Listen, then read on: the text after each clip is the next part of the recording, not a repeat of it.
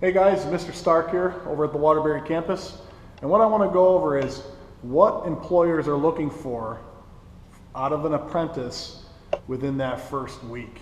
And there's a few things that we're going to cover here. And I just want to make it clear that the first thing that the apprentice, I'm sure the first thing that the employer is absolutely looking for is for you to show up on time.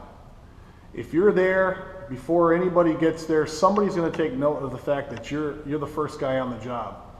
You don't wait, you get out of your car, you got your tools, you got your safety hard hat, you got your safety glasses, and you're ready to go. And you've got a good attitude, and you got a smile on your face so that you're approachable and pleasable to anybody who comes on the job, because that's going to set the tone. Let's remember, the first day on that job, it's probably going to be on a Monday. Most people are grumpy on a Monday. They don't really want to do things, you know, but when you get there and you show that happy personality ready to go, it immediately lightens the mood, and everybody else is probably going to have that vibe as the day goes on. So be the first guy on the job. Second thing I want to go over is you don't know what kind of job you're going to be on. It might be a little bit overwhelming. You might have had to travel 45 minutes just to get to that job, and you might have actually gotten lost. So always allow yourself time to find where you're going so that you're not holding anybody up. That foreman knows that you're going to be on that job. He's waiting for you. He knows he's getting a brand new apprentice. Or maybe you have to carpool with him and somebody else to get to that job. See, your mentality and your mood really goes a long ways in how you're going to be able to get along with the people that you're working with. The next thing that I have to stress is make sure that you're prepared. Have your tools. You're going to be issued some tools depending upon what campus you have gone to, what kind of school that you had, and you should have a full arsenal of the normal tools that you're going to need in electrical. And if you have any questions about them, ask, you know, so that you have the things that you need. Most apprentices should at least have a full tool bag with a cordless drill, possibly a cordless sawzall, and everything else that they might need, keep in their car so that you're the guy that they can go to for any kind of tool. You know, I can't stress enough how so many foremen like to take tools and borrow them from their apprentices because they don't want to carry them themselves. Be the guy that has all the tools. Next, well, you got to have some kind of skill. What did you come out of your trade school with? What kind of skills did you have? Were you proficient with commercial wiring, maybe the MC cable and bending conduit? Are you good with your circuits? Do you know how to wire all your single poles and three ways? Are you used to using a variety of different enclosures and fittings and boxes? Are you familiar with all the caddy products that are out there? Or maybe most of your skill was spent in the residential setting, and maybe that's where you're going. How's your code? How's your residential code? Are you good with the National Electrical Code Book?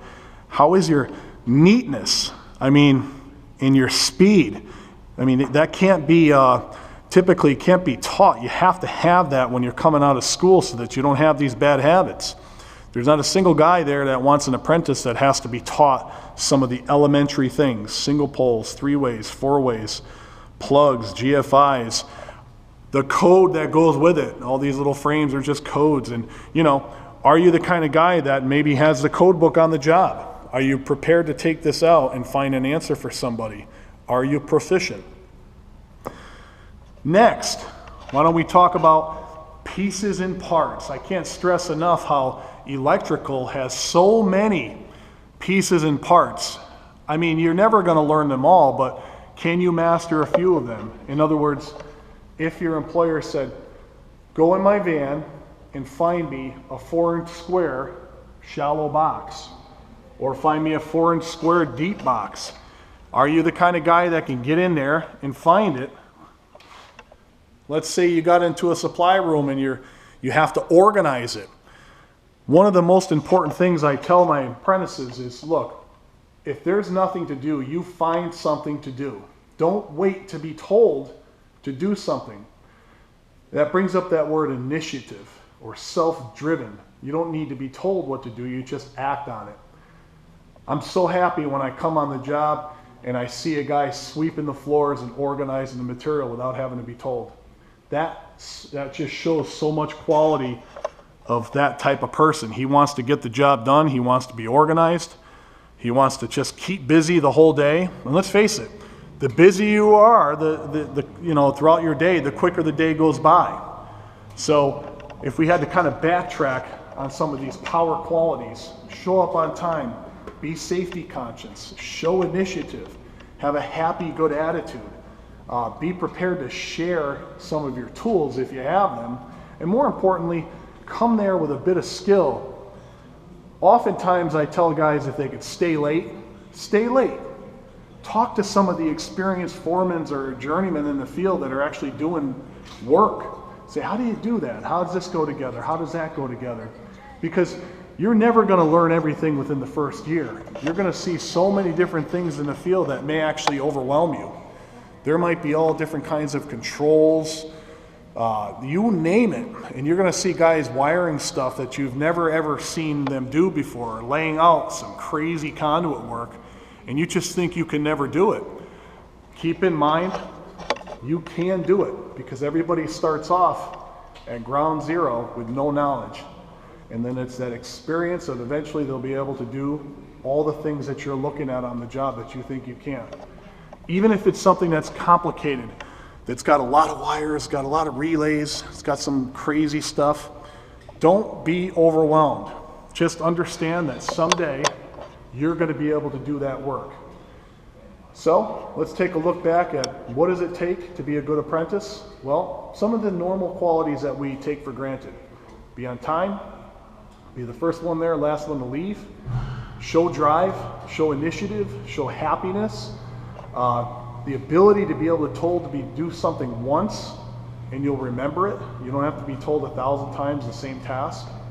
Know your pieces and parts, know the code book, and be prepared to just be challenged physically. A lot of days are going to go by where you're just tired and you think that you might have a huge wire pulling day and it's going to physically exhaust you. Or you're just up and down ladders all day and you're using muscles that you've never used before. I assure you, if you stick with the electrical trade in no time at all, you'll be trim, you'll be fit, because that's what the job does to us.